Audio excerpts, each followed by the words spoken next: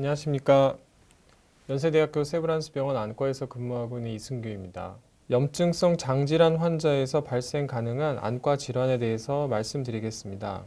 염증성 장질환은 잘 아시는 것처럼 이제 크론병과 궤양성 대장염 이렇게 두 가지로 나눌 수가 있는데요. 말 그대로 둘 다 장에 오는 질환이죠. 하지만 10명 중 3명 이상은 장 외의 증상이 동반이 된다고 대한장연구학회 2019년 설문조사 결과 발표가 됐습니다.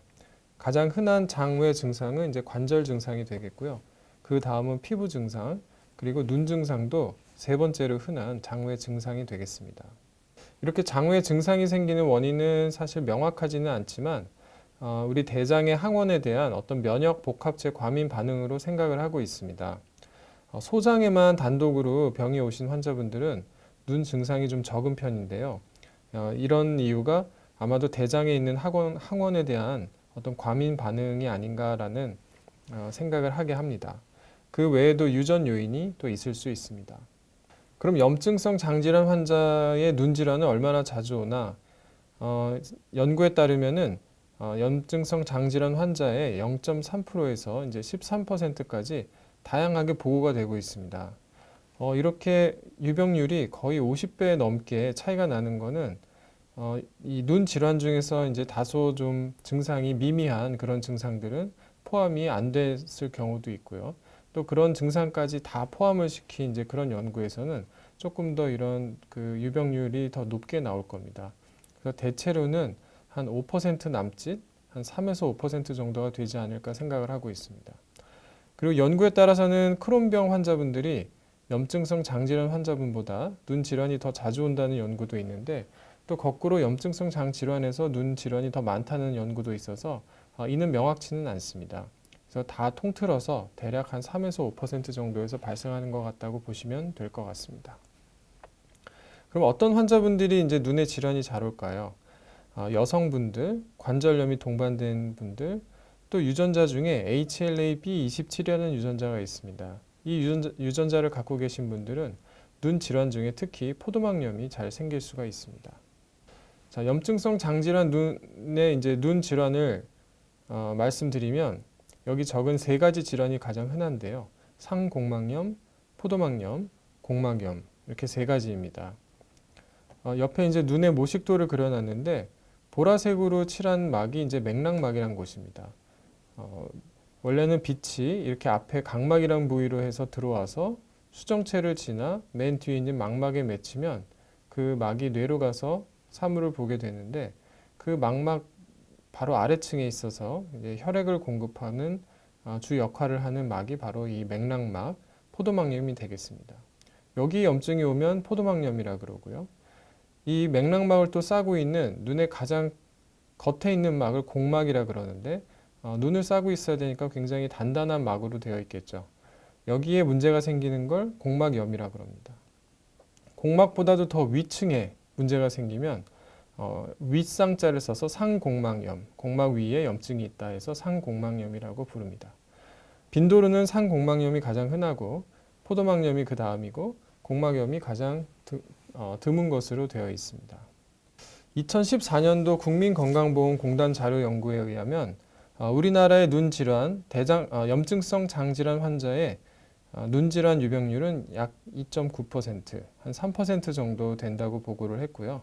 빈도수는 앞에 말씀드린 것과는 조금 달리 포도막염이 가장 흔하였고 그 다음이 상공막염, 공막염이 또 역시 가장 흔하지 않았습니다. 이렇게 순서가 약간 우리나라에서 다른 거는 이 상공막염은 뒤에서 또 자세히 말씀드리겠지만 그 증상이 좀 미미하고 저절로 좋아지는 경우들도 많거든요.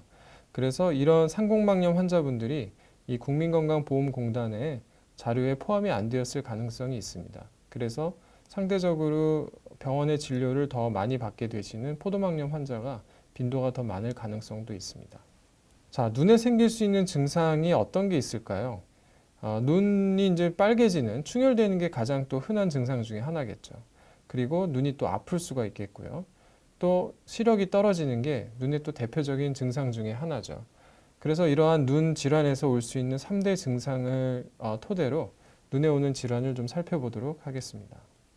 상공막염 같은 경우는 이 충혈이 되기는 되는데 이렇게 아주 심하게 되지는 않고 또 한쪽 그 눈의 한쪽 부위만 이렇게 빨갛게 살짝 충혈이 되는 그런 양상으로 많이 옵니다. 좀 눈에 불편감은 있지만 시력이 떨어지는 경우는 극히 드물고 충혈도 아주 심하지 않으면서 통증도 어느 정도 있는 정도 없는 정도 그 정도 심한 경우라서 그냥 잘 모르고 지나가는 경우들도 있습니다. 맨 아래 사진처럼 약간 흰자위가 노르스름하게 불룩 튀어나오는 이제 그런 유형도 있는데 이런 유형은 유가종성 상공막염이라고 이제 그렇게 부릅니다. 상공막염은 대개 한쪽 눈에 발생이 되고 충혈은 말씀드린 것처럼 심하지 않으면서 눈꺼풀이 약간 붓거나 밝은 빛에 예민해질 수가 있습니다. 치료는 대개 1주 내로 저절로 좋아지는 경우가 많아서 그냥 대증 치료를 하는 경우가 많고요. 경우에 따라 스테로이드 점화액이나 또 경구용 비스테로이드성 항염증제를 쓰면 좀 빨리 좋아질 수가 있습니다. 다음은 이제 공막염인데요. 공막은 말씀드린 것처럼 눈을 싸고 있는 공막이라는 부위에 염증이 오는 건데 이 공막염의 특징은 통증이 굉장히 심하다는 겁니다. 마치 송곳 같은 걸로 눈을 막 찌르고 쑤시는 것 같다 이렇게 표현하시기도 하시고 0에서 10까지를 이에 이제 통증 점수를 매긴다면 가장 심한 10점이나 9점 정도가 되는 것 같다라고들 많이 말씀을 하십니다. 그래서 눈이 이렇게 전반적으로 충혈이 되면서 시력도 떨어지고 많이 아프다. 그러면 공막염을 먼저 의심을 해야 합니다. 공막염도 오른쪽 사진처럼 노랗게 약간 불룩 튀어나오는 유가종성 공막염 유형도 있을 수가 있습니다. 이 공막은 눈을 싸고 있는 막이다 보니까 이 공막에 염증이 생겨서 그쪽 부위가 얇아지면 사진처럼 이 눈 안에 있는 물질이 이렇게 밖으로 불룩 튀어 올라오는 이제 이런 양상을 뗄 수가 있습니다. 보이는 사진은 어떤 검은 종양 같은 게 생긴 게 아니라 원래 눈 안에 맥락막이 저렇게 약간 거무스름하게 보여야 되는데요. 그 거무스름한 맥락막을 평소에는 이제 하얗고 두꺼운 공막이 덮고 있기 때문에 보이지 않다가 공막이 얇아지면 그 얇아진 부위로 그 맥락막이 저렇게 붉어져 나와가지고 저렇게 보일 수가 사진처럼 보일 수가 있습니다. 이런 경우 심하면 공막이 뚫어지는 천공성 공막염이 또 생길 수가 있기 때문에 안구에 천공도 생길 수 있는 아주 중한 질환이라고 할 수 있습니다. 따라서 빨리 진단을 하고 빨리 치료를 하는 게 이러한 합병증을 예방하는 데 도움이 되겠습니다. 이 공막은 눈 전체를 싸고 있기 때문에 이 앞에서 보이지 않는 저 뒤쪽에 후공막 쪽에도 염증이 올 수가 있는데 이런 경우 후공막염이라고 부르고요. 이 뒤쪽은 망막이 있기 때문에 시력 저하가 일어날 수가 있습니다. 후공막염은 통증도 통증이지만 이러한 시력 저하가 되는 실명을 또 유발할 수 있기 때문에 중한 병이라고 할 수가 있습니다. 공막염의 치료는 비스테로이드성이나 스테로이드성 점화액을 우선 쓰고 경구 비스테로이드성 항염증제나 또 전신 스테로이드를 써야 되는 경우들이 많고요. 이거 외에도 면역 억제제를 또 복용해야 되고 또 단기간 복용으로 끝나는 게 아니라 장기간 복용을 해야 되는 경우도 있어서 좀 안과적으로 좀 중한 질환이라고 할 수 있겠습니다. 다음으로 포도막염에 대해서 말씀드리겠습니다. 이 포도막염의 포도라는 거는 옆에 사진처럼 이 포도를 가리키는데요. 이 안구를 싸고 있는 공막을 이제 한꺼풀 벗겨보면 그 안쪽에 맥락막이 저렇게 까맣게 보이기 때문에 마치 보이는 게 포도처럼 생긴다 해서 포도막염이라고 이렇게 불리게 됐습니다. 이 포도막 부위는 이렇게 검게 된 이유는 한 가지 말씀을 드리면 우리 눈을 사진기라고 생각을 하시면 되는데요. 사진기의 안쪽이 아주 검은 안막이 되어 있어야지 사진이 잘 찍힐 수가 있겠죠. 그래서 맥락막이 이렇게 검은 색깔을 띠는 이유 중에 하나는 우리 눈 안의 안구 속을 이제 검은 안막 상태로 안막의 역할을 해줌으로 인해서 눈 안을 어둡게 만들어서 눈에 들어오는 빛이 더 상을 잘 맺을 수 있도록 도와주는 그런 역할을 합니다. 자, 포도막염은 시력 저하가 아주 경한 것부터 아주 심한 경우까지 이제 다양할 수가 있고 충혈은 상공막염보다는 조금 더 되지만 공막염처럼 아주 심하게 오는 경우들도 있습니다. 통증도 상공막염보다는 상당히 더 심하지만 공막염만큼 통증이 오는 경우는 많지는 않습니다. 그리고 포도막염이 오는 위치에 따라서 구별을 할 수가 있는데 카메라에 이제 조리개 같은 역할을 해주는 우리 눈의 홍채라는 부위가 염증이 생기는 있는 경우 그 앞쪽으로 이제 염증이 왔을 때 앞포도막염, 그 중간에 이제 오는 경우 중간 포도막염, 뒤에 오는 경우를 뒤 포도막염이라 그럽니다. HLA-B27이라는 유전자가 있습니다. 이 유전자는 염증성 장질환 환자의 이제 50에서 75%의 환자분들이 가지고 계신데 아주 포도막염과 밀접한 연관이 있습니다. 원인에 상관없이 앞포도막염 환자를 이제 모두 대상으로 했을 때 그 환자분의 약 절반까지 이제 이러한 HLA-B27 유전자를 갖고 있는 분들이 많고요. 또 정상인들도 사실 많이 갖고 있는데요. 이러한 HLA-B27을 갖고 있는 사람 중에 약 1%에서는 이런 앞포도막염이 발생한다는 그런 보고가 있습니다. 그리고 이러한 유전자를 갖고 있는 분은 없는 분들보다 한 5배 정도 포도막염 발생 위험이 높아서 HLA-B27이 포도막염과 아주 밀접한 관계가 있다는 것을 시사합니다. 우리나라에는 HLA-B27을 가진 분들이 약 3% 정도가 있습니다. 대개 한쪽 눈에서 시작을 하고 하지만 양안 동시에 올 수도 있고 또 번갈아서 양쪽 눈이 올 수도 있습니다. 자, HLA-B27 관련된 앞포도막염 환자 사진인데요.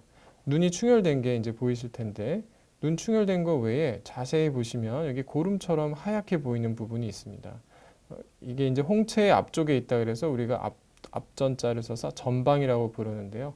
전방에 이렇게 마치 고름처럼 보이는 게 있다 그래서 전방 농축이라고 부릅니다. 이런 유형이 앞포도막염 환자분들의 이제 흔한 유형이 되겠습니다. 우리 망막을 형광 안저 촬영이라는 걸 해보면 보여드리는 사진처럼 보이는데 형광 안저 촬영은 조영제를 이제 팔에 주사를 해서 정맥에 주사를 해서 그 조영제가 망막 혈관을 지나가는 걸 시간당으로 사진을 이렇게 계속 찍는 이제 그런 검사법입니다. 정상인의 경우에는 이 사진처럼 이렇게 망막 혈관이 하얗게 잘 보이는데 염증이 있는 분들은 그 혈관으로부터 이 조영제가 누출이 돼가지고 사진에처럼 그 뭔가 혈관 주변으로 허옇게 뿌옇게 조영제가 이제 바깥으로 새는 거를 볼 수가 있습니다. 이런 경우를 혈관염이라 그러는데 이 포도막염 환자분 중에 이런 망막 혈관염이 동반되는 경우에 시력 예후가 불량할 수 있어서 빠른 치료를 요합니다. 그 외에 눈에 생길 수 있는 이제 염증의 합병증, 병 자체보다는 그 병으로 인한 합병증 중에 이제 흔한 게 백내장이라는 병인데요. 백내장은 이 수정체 부위가 혼탁해지는 걸 뜻합니다. 원래는 수정체가 이제 투명하고 맑아야 빛을 잘 투과시킬 수가 있는데 그 수정체가 이제 뿌옇게 되는 걸 백내장이라 그러고요. 가장 흔한 원인은 이제 노화가 되겠습니다. 또 다른 눈 염증 합병증은 녹내장이라는 병인데 녹내장은 이 사진에서처럼 망막의 이제 중심 부위에 노랗게 보이는 시신경이라는 부위가 있는데 그 시신경이 위축이 돼가지고 여기 중간에 보이는 사진처럼 마치 구멍이 중간에 난 것처럼 저렇게 뻥 뚫려 보이는 저런 시신경 모양을 보이게 됩니다. 그렇게 되면 우측의 시야 검사 사진처럼 정상인 경우는 상하 좌우 시야가 넓게 잘 보인다고 표현을 하시지만 그 부위가 저렇게 검게 안 보이는 식으로 주변부터 점점 시야가 좁아져서 나중에는 중심 시야도 없어지는 그런 형태로 진행하는 이제 그런 병이 되겠습니다. 한번 진행을 하면 이거를 되돌리기가 어렵기 때문에 빨리 진단을 해서 조기에 치료를 해야 되는 질환이라고 할 수 있습니다. 이런 포도막염 치료는 마찬가지로 스테로이드성 점안액을 주로 많이 쓰고 이걸로 부족하면 이러한 스테로이드성 약물을 눈 주변이나 눈 속에다가 이제 주사를 하게 되고요. 전신적으로도 스테로이드나 면역 억제제를 쓰고 또 심한 경우 수술을 요하는 경우도 있습니다. 그 외에 좀 드물지만 올 수 있는 기타 안과 질환으로는 안와 거짓 종양이라는 게 있는데 이 눈 뒤편을 안와라고 보시면 되는데요. 그쪽에 마치 종양이 있는 것처럼 눈을 앞으로 돌출하게 만들고 붓게 만드는 그런 병이 있을 때 실제로는 거기에 종양이 있는 건 아닌데 염증이 심해서 마치 종양이 있는 것처럼 그런 모양을 보일 때 저희가 안와 거짓 종양이라고 부릅니다. 그 외 눈 위쪽에 눈물샘에 염증이 생기는 경우도 있습니다. 염증성 장질환 치료제 때문에 생기는 또 안과 질환도 있는데요. 환자분들께서 많이 쓰시는 약 중에 5-ASA라는 그런 약이 있는데 이 약은 건성안이나 눈 흐림을 유발할 수가 있고 또 스테로이드를 많이 사용하시게 되는데 스테로이드는 앞서 말씀드린 백내장, 녹내장 두 가지 질환을 또 일으킬 수 있는 그런 약물이 되겠습니다. 건성안이라는 거는 눈이 건조하다는 뜻인데 원래는 우리 눈 표면, 각막에 눈물이 이렇게 한꺼풀, 한 층을 이뤄서 덮고 있어야 됩니다. 하지만 그 눈물층이 이렇게 날아가 버리면 우리 각막이 외부에 노출되면서 굉장히 눈에 심한 이제 고통과 페인, 그 통증을 느끼게 되는데요. 여기 사진에서처럼 눈물이 빨리 깨지는, 눈물층이 빨리 깨져서 그 눈의 표면이 이 외부와 직접 마찰이 이루어지는 이제 그런 경우를 건성환이라고 할 수 있습니다. 우리 그 눈싸움이라 그래서 서로 눈 안 감고 누가 오래 뜨고 쳐다보나 하는 그런 눈싸움이 있는데 내가 다른 사람보다 좀 눈싸움을 잘 못한다. 눈을 오래 못 뜨고 있다. 이제 그런 분들은 이러한 건성환이 있을 가능성이 많습니다. 이 염증성 장질환 치료하는 약 중에 또 이런 건성환을 일으키는 약이 있을 수 있기 때문에 그런 증상이 있을 경우에는 인공 눈물 같은 거를 같이 점안해 주시면 좀 편안해질 수가 있습니다. 정리해보면 염증성 장질환 환자의 눈 증상은 관절 피부 증상보다 빈도는 낮지만 시력장애 유발이 가능해 삶의 질을 저해할 수가 있습니다. 포도막염, 공막염은 신속한 치료가 중요하고 상공막염은 자연 호전되는 경우가 많아 정확한 감별이 필요합니다. HLA-B27 유전적 소인을 가진 환자들은 포도막염 발생에 취약합니다. 염증성 장질환 관련 안과 질환 외에 치료 합병증으로 인한 백내장, 녹내장, 안구건조증 등 다양한 안과 질환 발생이 가능해서 안과를 포함한 다학제적 접근이 필요하다 할 수 있습니다. 경청해 주셔서 감사합니다.